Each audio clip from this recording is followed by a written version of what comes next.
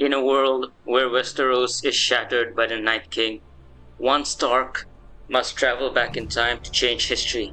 Allara Stark faces whites, deadly magic and impossible odds, all to prevent the War of the Five Kings.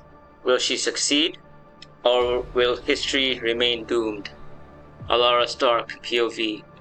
The Three Sisters, a collection of 3 islands nestled in the narrow sea near White Harbor, had always been Allara's home. Their rugged beauty was matched only by the harshness of their winters, especially over the past 17 years of her life. The remnants of humanity clung to these islands, their only refuge from the relentless grip of the second long night, after the battle with the Night King and his army of the dead decimated the north. From the moment the remaining people of the north evacuated Moat Cailin, where the final battle for the region had taken place 18 years earlier, Jon Snow and Sansa Stark led what survived of their people to the largest of the 3 islands, Long Sister. Allara often thought of her parents after their deaths. After all, they were the last king and queen that what remained of the 7 kingdoms would ever know. And now, standing beneath the ashen sky, Allara lifted her gaze to the dull outline of the moon, barely visible through the thick cloud cover. Whatever light managed to break through cast only a feeble glow upon the desolation that had been once the 7 kingdoms. Near the edge of one of Long Sister's rugged cliffs, Allara stared toward the faint outlines of the mainland, just visible from her vantage point. She knew all too well that the journey she was about to undertake would be unlike any she had faced before. The longest time she had ever spent aboard a ship was during childhood trips between the islands with her parents, many years ago. Despite everything, she smiled at the thought of Jon and Sansa, and at the stories they told her of the old days, tales of Winterfell, of her grandfather Eddard and grandmother Catelyn, of her uncle Robb, her precocious aunt Arya, and sweet, mischievous Rickon. Stories her uncle Bran would often recount to her, even after the king and queen had perished during an outbreak of a virulent strain of pox. Drawing in a steadying breath, Allara calmed herself. The world beyond the Three Sisters was a frozen wasteland where the dead roamed freely and unchallenged. She would have to cross that wasteland to reach Winterfell in order to complete her mission. A mission that had sounded impossible the first time she heard it. Her uncle Bran, the three-eyed raven, had discovered a way to change the course of history, to undo the cataclysm that had destroyed the world around them. Bran explained that within a Sun Night, the residual magic lingering in Westeros would reach its peak, allowing for the opening of a doorway into the past. He told Allara that he could send her to a time shortly after her grandmother, Catelyn Stark, departed Winterfell for King's Landing with Sir Rodrik Cassel. When Allara asked why he could not send her further back, to a time before her parents had ever left Winterfell, Bran explained that the spell was unstable due to the immense amount of magic required. Sending someone further back may unravel time itself, Bran warned.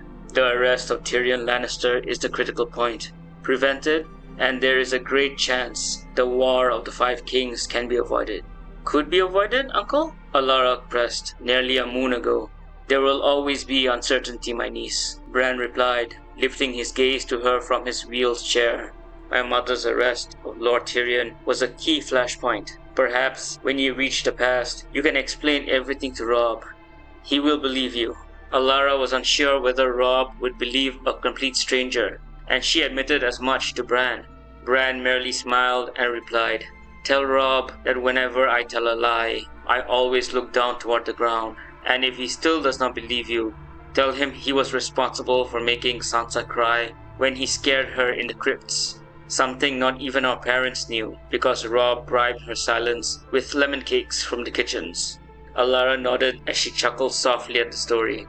Bran went to explain that she would have to reach the Godswood in Winterfell within a Sun Night of when they had first discussed the mission. He further explained that the gateway to the past would be the pool at the foot of the Heart Tree in the Godswood, a place that would be teeming with ancient magic by the time he cast the spell. In the present day, Allara drew in a deep breath as she stepped onto the small fishing vessel that would carry her to White Harbor.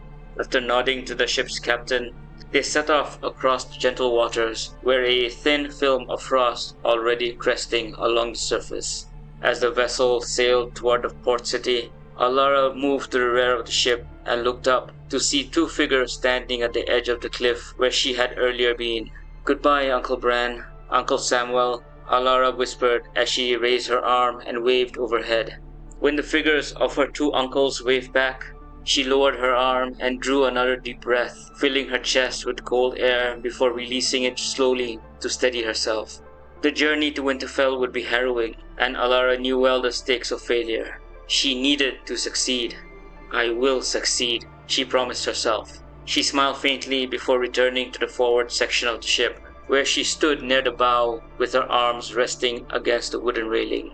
As she leaned there, Allara reached into her thick woolen cloak and withdrew a fascinating piece of technology brought to Longsister by a group of 3 Etish merchant vessels.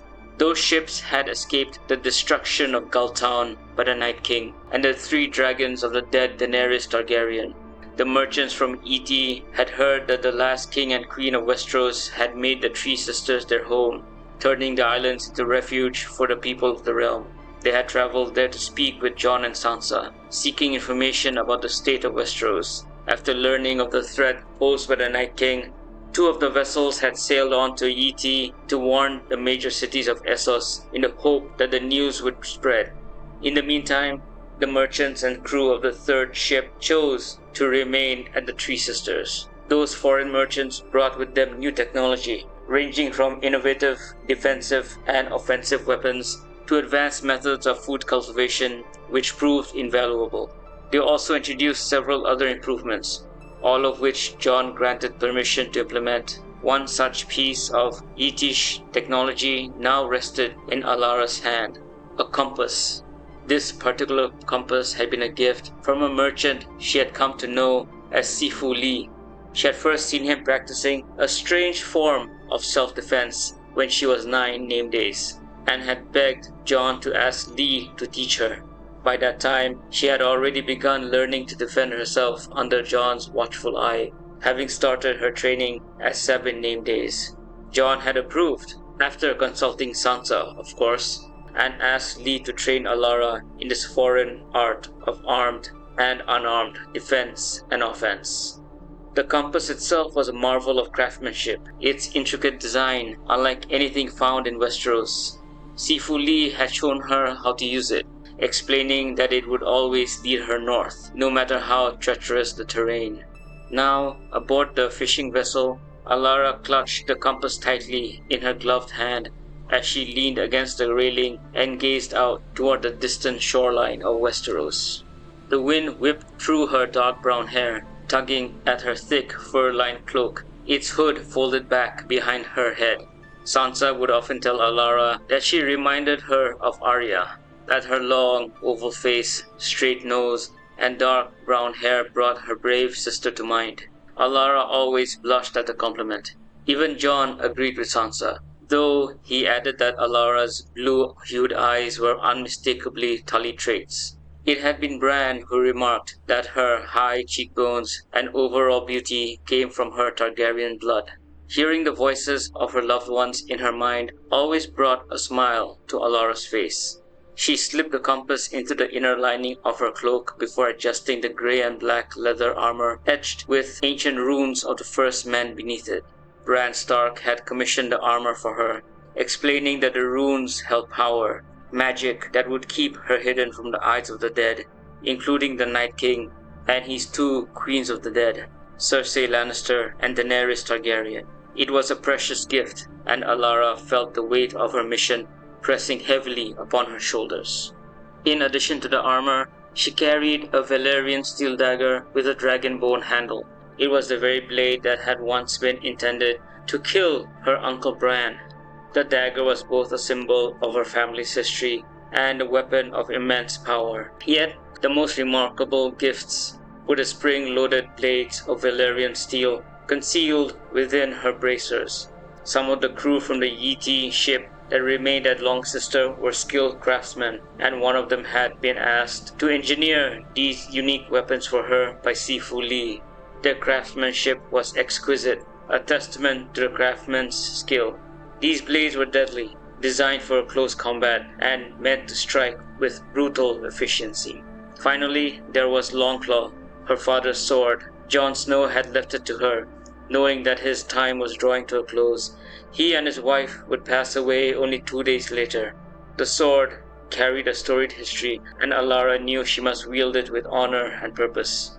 Ultimately, it had been an old knight from the Stormlands who sought refuge at Longsister, who taught her how to use Longclaw properly.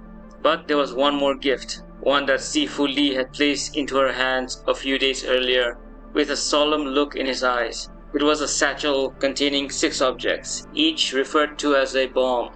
They were small, spherical devices with thick, oiled strings protruding from one end. Allara had never seen anything like them, but Lee assured her they were powerful tools, one that could very well change the course of history. She accepted them after he showed her how to ignite an additional, improvised 7th bomb using pieces of flint sewn into the thumb and forefinger of her gloves. She was also aware that her training in armed and unarmed combat under both Jon and Sifu Lee had been grueling, but it had forged her into something more than capable of defending herself. With all her gifts in tow, Allara finally set out on her journey.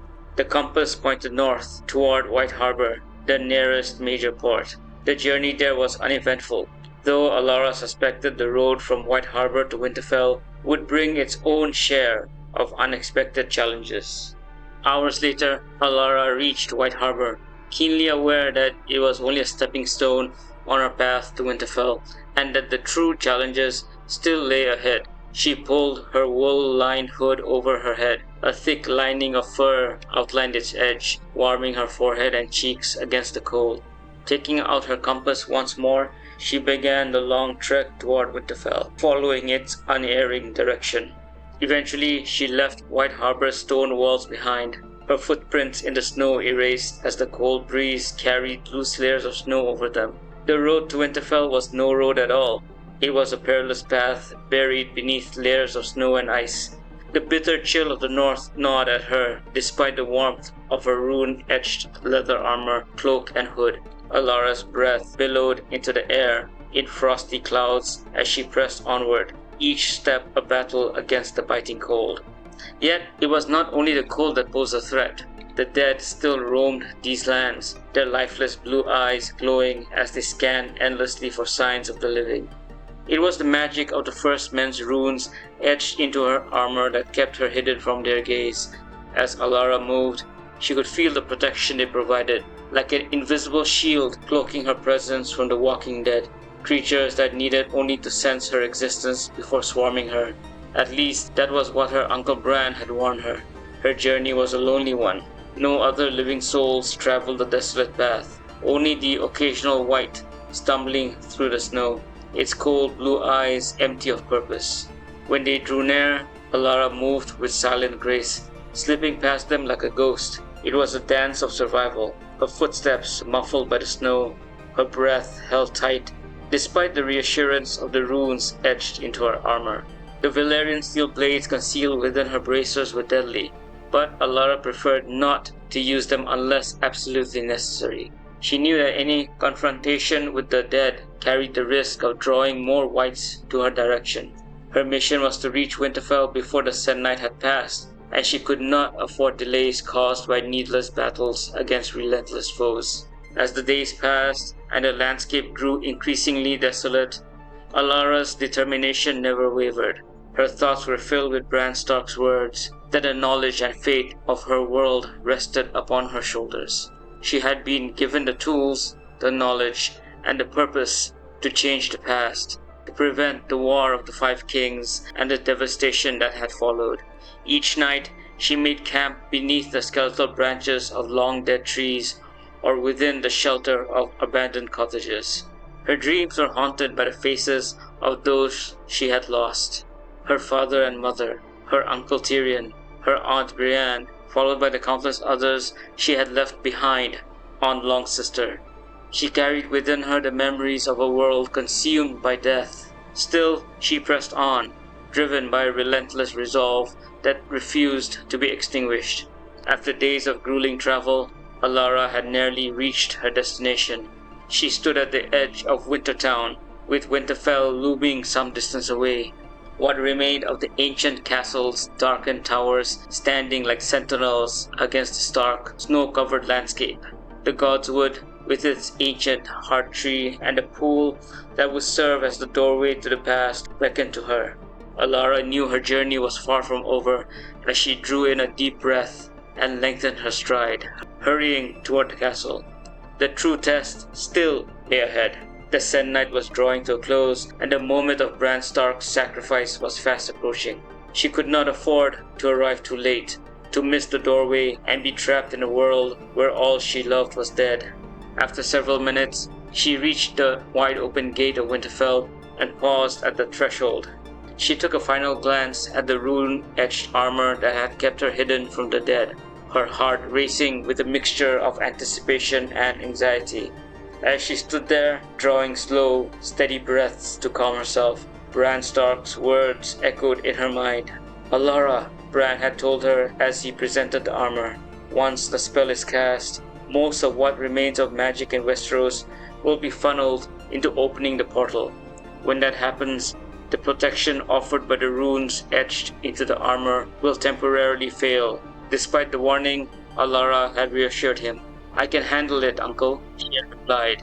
Now, standing within Winterfell's walls, Allara knew she had to await the signal before leaping into the pool in the Godswood. She drew another deep breath before stepping past the threshold of Winterfell and beyond what had once been the King's Road gate, her heart filled with a mixture of hope and uncertainty. The Godswood waited in the distance, and with it the chance to change the course of history. The castle grounds were a haunting sight. Large debris lay scattered across the snow-covered earth, and sections of the walls remained collapsed from the Battle of Winterfell. A battle that had been lost within half an hour and had led to the castle's abandonment. The army of the living had fled to Moat Cailin, the dead close on their heels. Moat Cailin would become the site of the final stand for the people of the north. Before Winterfell fell, ravens begging for aid had been sent south to the great houses, but no reply ever came. Not a single southern army had marched north to aid them at Moat Cailin. As losses mounted during the battle, the decision was made to use the escape tunnels beneath the fortress and flee to White Harbor, before continuing on to the Three Sisters. The south was left to fend for itself. After all, it had left the north to die. So many people had perished that day. Allara could only imagine how her Aunt Arya must have felt, dying side by side with Jaime Lannister and most of the free folk as they covered the retreat from Moat Cailin. She forced those thoughts aside as she moved past the many bodies scattered across the grounds, their forms buried beneath a blanket of snow. The remnants of humanity that had once sought refuge or fought within Winterfell now lay in frozen slumber. Her gaze lingered briefly on one of the fallen, the face blue and eerily well preserved. But there was no time for mourning. She had a mission to complete, a world to save.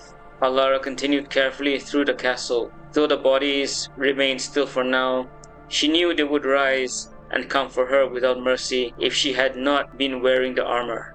Allara continued onward in silence.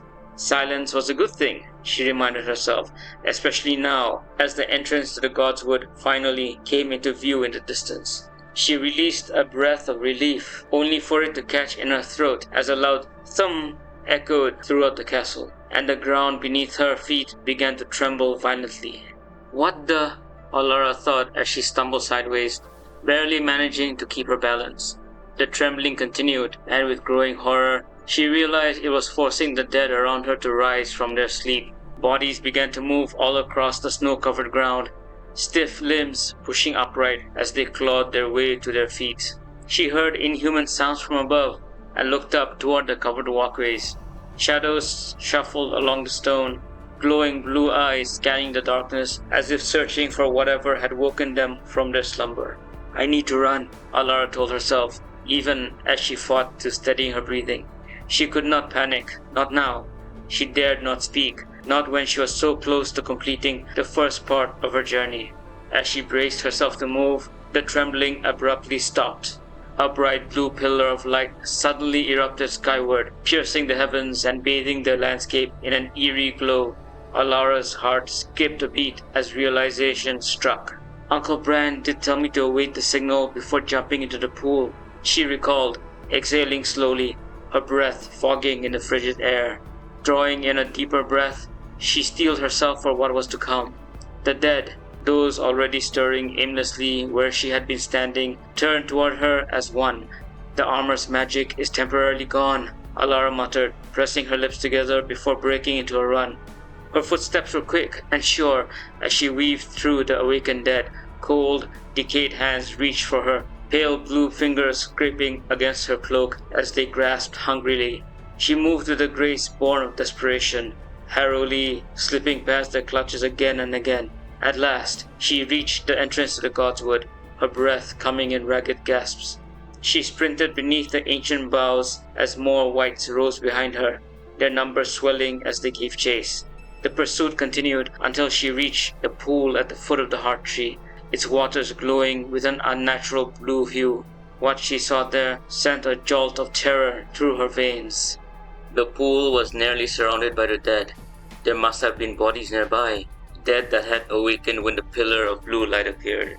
As the screams and moans of the wights chasing her drew closer, Allara watched helplessly as other wights stepped into the pool. One by one, they sank beneath the surface and vanished. Panic surged through her as the realization struck that she might be too late. "No," Allara Stark whispered fiercely, "never too late." Without hesitation, she reached into her satchel, her fingers closing around one of the mysterious bombs Sifu Lee had given her. She recalled his careful instructions, along with the precise demonstration of how to activate the device before her journey began. While running toward the wights flooding into the pool, she positioned the oiled, thick string between her thumb and forefinger. With a sharp snap, the flint struck, sparks bursting to life as they caught the string. She watched as the flame ignited and raced forward, hissing softly as it traveled down the cord toward the black sphere. Once you have lit the string, you count to 10 and then throw it into a group of people for maximum effect, Sifu Lee had instructed, and that was exactly what Allara intended to do. As she neared the pool, she hurled the bomb with all her might toward the group of wights preparing to rush into the glowing water. It landed with a dull thud, and Allara wasted no time. She shoved past the gathered dead, their outstretched arms coming within inches of her as she forced her way through, striking them aside as she rushed forward. Without thinking, Allara leapt into the pool just before a violent explosion rocked the Godswood. The force of the blast was immense, and Allara felt herself hurled through a maelstrom of light and energy. The explosion tore through the wights that had been seconds away from entering the pool after her, scattering them in all directions. It was powerful enough to rip apart the trunk of the heart tree, causing the ancient tree, one that had stood for thousands of years, to crash into the pool. The fallen trunk effectively blocked the other wights rushing toward the water, preventing them from following Allara into the past. As the world dissolved into chaos around her, Allara held her breath and clung to the hope that she had made it in time, that her journey to alter the past had not been in vain. Moments later, Allara found herself surrounded by cool water. The maelstrom of light and energy was gone, replaced by the smooth walls of the pool glowing with a soft blue hue. The glow pulsed for several moments before fading away, and the runes etched into her armor flared brightly, briefly illuminating the water around her before dimming once more. Allara wasn't sure what the glow meant as she stared upward at a blurry blue sky beyond the surface of the water. Bubbles escaped from her mouth and nose as she slowly released the air from her lungs. Her chest began to burn as she moved her arms and legs, attempting to swim toward the surface. Instead of rising, however, she felt herself sinking as more air slipped away. Realization struck. Her heavy cloak and hood were weighing her down, dragging her toward the bottom of the pool. As quickly as she could, Allara reached for the straps securing the cloak to her armor and began undoing them. Just before pulling the final strap free, she reached into the lining and grabbed the compass hidden there. With the compass secured in her hand, she released the last strap. Almost immediately, the cloak and its attached hood slipped free, drifting downward. Her body felt lighter as she watched the fabric sink toward the bottom. Her eyes then landed on the satchel containing the Yetish bombs. She had accidentally removed it off her person as well. The satchel was sinking. She didn't have time to dive for them. Her chest was already hurt from not breathing. Then there was something else. Just before she turned her attention upward, Allara caught a glimpse of strange rocks near the left side of the pool's bottom. 4 oval-shaped stones reflecting sunlight filtered down from above. Her chest now burning more fiercely, Allara ignored the sight and kicked hard, swimming toward the rippling surface. Breaking through the water at the foot of the heart tree, Allara gasped and drew in a deep breath. She immediately felt the warmth of the air, a stark contrast to the cold water that had pressed her dark brown hair flat against her scalp. The same water that seeped through gaps in her armor, soaking the underclothes beneath. Though she shivered slightly, Allara smiled as she took in the bright, sunny day beneath a cloudless blue sky. She had reached the past. As her eyes adjusted, she looked out across Winterfell's Godswood, and her heart sank. Whites, the same ones that had stepped through the pool before her, ambled toward the distant silhouette of Winterfell's walls and the dark outline of the castle beyond. Panic surged through her as she realized they would reach the castle if she did nothing. Scrambling out of the pool, Allara rose to her feet and drew Longclaw, her gloved hands tightening around the wet leather grip. She knew she had to stop them. Moving with lightning speed and with practiced ease, she advanced with the Valyrian steel blade gleaming in her hands. The ground beneath her boots was slick from her emergence, but she could not afford to slip. The whites continued forward, neither slowing nor turning toward her. The protection of the runes etched into the armor must have returned, Allara realized. She took full advantage of her fortune. Longclaw sliced cleanly through frozen flesh with deadly precision. Unable to sense where the attacks were coming from until it was too late, the whites staggered and turned, but failed to locate her. Allara fought with every ounce of strength and skill she possessed, weaving and dodging as her blade flashed beneath the bright sun. One by one, the whites fell, their bodies crumbling onto the moss and leaf-covered ground. She was determined to protect this moment in time, to change the course of history. When the last white lay unmoving, Allara turned back toward the pool, which no longer glowed with its eerie blue light. "Does that mean the time travel spell is broken?" she murmured as she slid Longclaw back into its scabbard. Her gaze dropped to the runes etched into her armor. "It must be, especially since the whites couldn't see me until I struck them down." "Yes, niece." Allara spun around at the sound of the familiar voice. Her eyes widened as she spotted Bran standing only a few steps away. He was standing, upright and unassisted, with no wheeled chair anywhere in sight. "Uncle?" Allara whispered as she took a hesitant step forward. "I'm not truly here, Allara," Bran replied with a small, gentle smile. As Allara looked more closely, she realized she could see through him. Not completely, but enough to make out the shadows of trees behind his form. This is the last vestige of magic left from our time. With the heart tree destroyed, the conduit for that magic was lost as well. Tears gathered in Alara's eyes. Bran had raised her after the deaths of Jon and Sansa, and now he was gone too. He had told her before that his sacrifice was necessary for the spell to succeed, but knowing that did nothing to ease the ache in her heart. "You are what remains of our hope, Allara," Bran continued. In the distance, she could hear voices, shouted orders, barking, the thud of boots rushing through the woods toward them. Allara forced herself to refocus on Bran as he spoke again, his voice soft and ethereal. "You've taken the first steps, Allara, but your journey is only beginning. There is much you must do to alter the course of history. Remember what we discussed, the players, the events, the secrets." Allara nodded. "I remember, Uncle. I have a couple of surprises for you," he added, his smile widening as his words turned cryptic. Alara's brow furrowed in curiosity. "Surprises you will encounter when the time is right." Before she could ask what he meant, Bran began to fade, his form growing thinner just as several figures burst through the trees. Allara could see them clearly now. Two young men, one with bright red hair and the other with dark brown, one carrying a sword, the other holding a bow with an arrow already nocked. Around them were roughly 11 guards clad in the colors of House Stark. An old man in a brown robe, links of chain hanging around his neck, panted as he came to a stop beside the red-haired young man. And then there were the direwolves. Allara nearly laughed as three massive shapes surrounded her, muscles tense as they waited for a command to attack or stand down. She had never seen a direwolf before.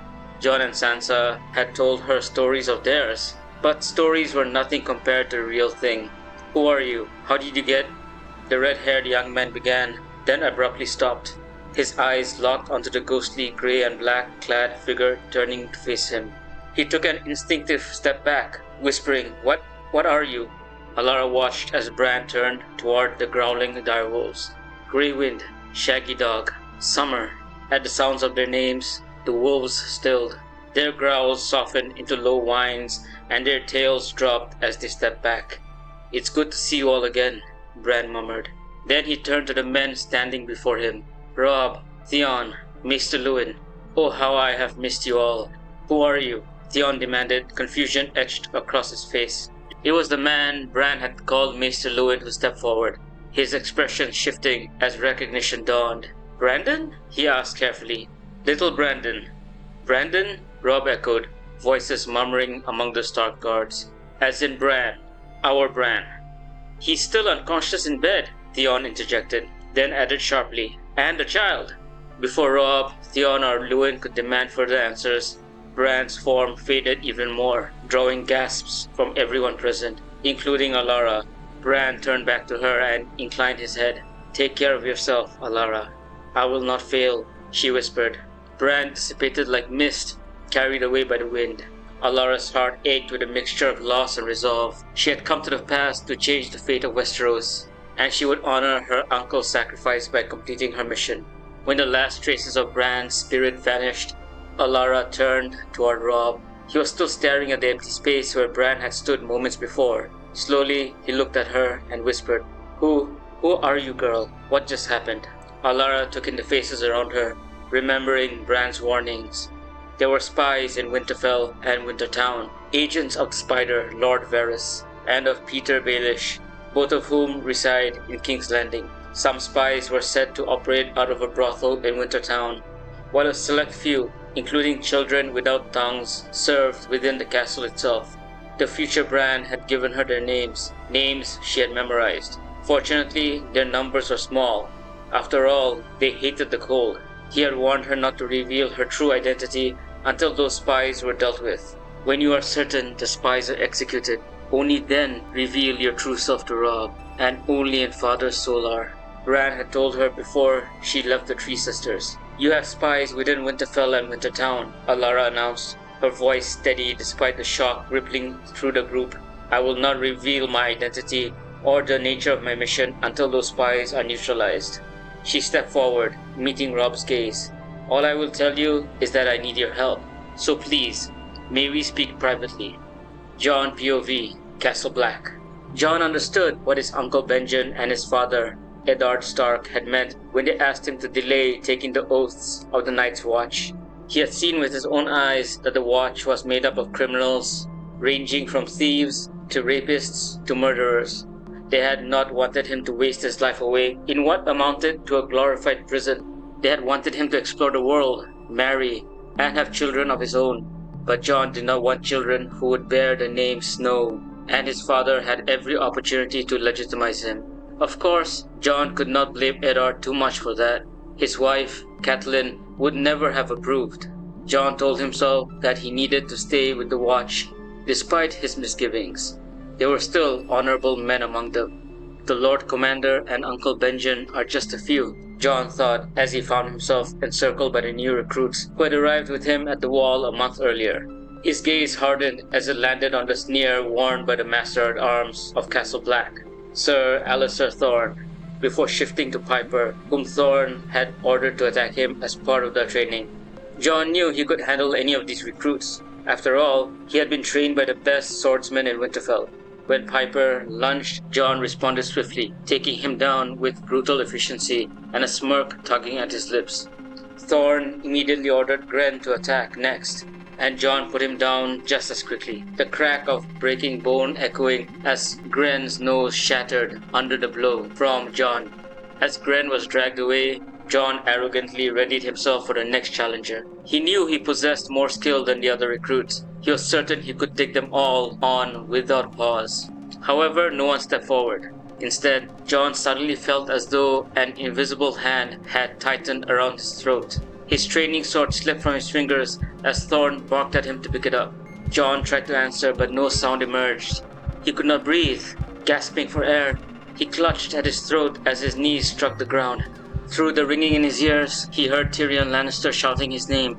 He heard the Lord Commander, who had been observing the training, calling urgently for the Maester. Just as abruptly as it had begun, the constriction around his throat vanished. Jon barely had time to draw breath before agony tore through him. It felt as though red-hot fireplace pokers were being driven into his skull at every inch of his body. He screamed as he collapsed onto his side, and then the world went black. Sansa POV, the Red Keep. Sansa stared down at the wooden doll her father, Lord Eddard Stark, had just placed in her hands. It was finely carved and undeniably beautiful. Yet her anger toward him and toward Arya for the death of her direwolf lady was far too raw to suppress. She exploded at Eddard, snapping that she was too old to play with dolls. Her outburst shocked even Septa Mordane, who raised her voice slightly as she reminded Sansa that she must respect her father. "May I be excused?" Sansa asked quietly with a hint of anger, her eyes fixed on the plate of food before her. How could she eat? Lady was dead, and her father had been the one to kill her. If only Arya had lied, Lady would have been spared. But Arya had insisted on telling the king the truth, that Joffrey was at fault for the incident at the Trident. Sansa's anger toward her sister burned fiercely. She did not want to see Arya at all. If it were up to her, she would beg her father to send Arya back to the north, where she could continue her savage ways. Rising from her seat, Sansa moved around the table and past the chair where the Septa sat across from her father. She could not bring herself to look at Eddard. She knew she would only lash out again. Just as she passed behind Septa Mordane's chair, she froze. Her hands flew to her throat as it suddenly constricted. She gasped desperately for air, turning toward her father as he leapt to his feet and rushed around the table. His arms caught her just as her legs gave way. "Sansa!" her father shouted. "Sansa!" Septa Mordane cried as well, her voice sharp with panic. Then, just as suddenly, the pressure in Sansa's throat vanished. Relief lasted only a heartbeat before pain, unlike anything she had ever known, exploded through her body and head. It felt as though hundreds of red-hot iron spikes were driving into her flesh. She let out a blood-curdling scream, clutching both sides of her head. Through her tear-blurred vision, Sansa saw Arya rush back into the room and stare at her in shock and fear. Sansa squeezed her eyes shut as Ned called frantically for the Maester, her own screams echoing painfully in her ears. Samwell POV, Eastwatch by the Sea. Samwell Tarly was stunned to realize that he was back in the past. The agony that had torn through his body moments earlier had been unexpected. But when he woke on the wooden deck of a ship approaching Eastwatch, the shock was far greater. The first face he saw was Ed's, the very same Ed who, from Sam's perspective, had died years ago. Speechless, Samwell accepted help from the other new Night's Watch recruits as he slowly rose to his feet. His gaze lifted to the wall looming in the distance. He remembered this moment all too well. It was impossible to forget the day he arrived at the Night's Watch for the first time. Turning, Sam found the others staring at him as though he were mad. He shook his head and looked back towards the wall. Allara was the one who was supposed to travel back through time. So why am I here? He wondered. This was not the plan. How had Bran sent his soul back into his younger body, and when had he done it? Sam remembered watching Bran lean against a heart tree on the southern side of Longsister. He remembered Bran whispering the spell before driving the blade into his own heart. Sam had watched Bran's blood seep into the roots of the tree as the ground began to quake violently. Screams had risen from the Winter Fort. followed by the sensation of falling through a vast, lightless tunnel. What did Bran do? Sam wondered as he stared at the wall. Now he had a choice to make. He could find a way to travel south to Winterfell and reunite with Allara there. I know she made it through, he reassured himself. She is the daughter of Jon and Lady Sansa after all. Or he could continue on to the Night's Watch, just as his father had always intended. At least there, he reasoned, I could help the Lord Commander, Jon, Lord Benjen, and Maester Aemon once I tell them about the future and the army of the dead.